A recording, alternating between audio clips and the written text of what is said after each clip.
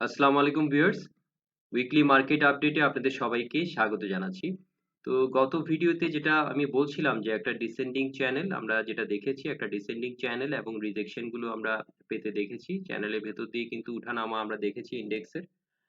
এবং যেটা বলছিলাম যে একটা classical formation head and shoulder bottom হওয়ার যে ধরনের বৈশিষ্ট্য এবং আমরা যেটা রাইট শোল্ডার সেটাও কিন্তু আমাদের কনফার্ম করেছিল এবং নেকলাইনের কাছাকাছি কিন্তু ক্লোজ করতে দেখেছি। বলছিলাম যে এটা ব্রেকআউট যদি হয় আমাদের ডিসেন্ডিং চ্যানেলেরও ব্রেকআউট হয়, সাথে আমাদের ইএমএ 50 নিয়েও বলেছিলাম যদি সেটাও ব্রেকআউট করতে পারে একটা পসিবল র‍্যালি হওয়ার সম্ভাবনা রয়েছে।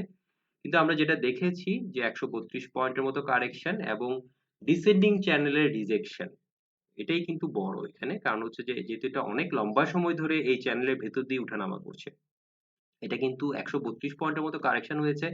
আরো কিন্তু সম্ভাবনার একটা মানে ইঙ্গিত দিচ্ছে যে এটা হয়তো কন্টিনিউ করতে পারে। যার কারণ এখানে আমরা একটা ডাবল টপ ফরমেশন কিন্তু দেখতে পাচ্ছি, যেটার আমাদের টার্গেটটা কিন্তু হচ্ছে ডিসেন্ডিং চ্যানেলের মিড পয়েন্টের কাছাকাছি, যেটা আমাদের প্রায়র সাপোর্ট 670। এটা আমার আগের লেভেলের সাথে কিন্তু একদম পারফেক্ট ভাবে ম্যাচ করে যাচ্ছে।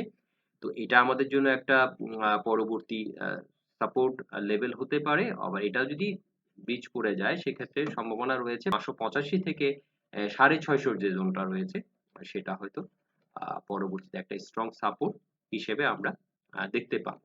গত ভিডিওতে বলেছিলাম যে বলিঞ্জার ব্যান্ডের মিড পয়েন্টে কিন্তু এখানে খুব ইম্পর্টেন্ট। আমরা এটা যদি পেছনে দেখি আমরা কিন্তু দেখেছি যে এটা কিন্তু সাপোর্ট এবং রেজিস্ট্যান্স হিসেবে কাজ করেছে অনেকবার।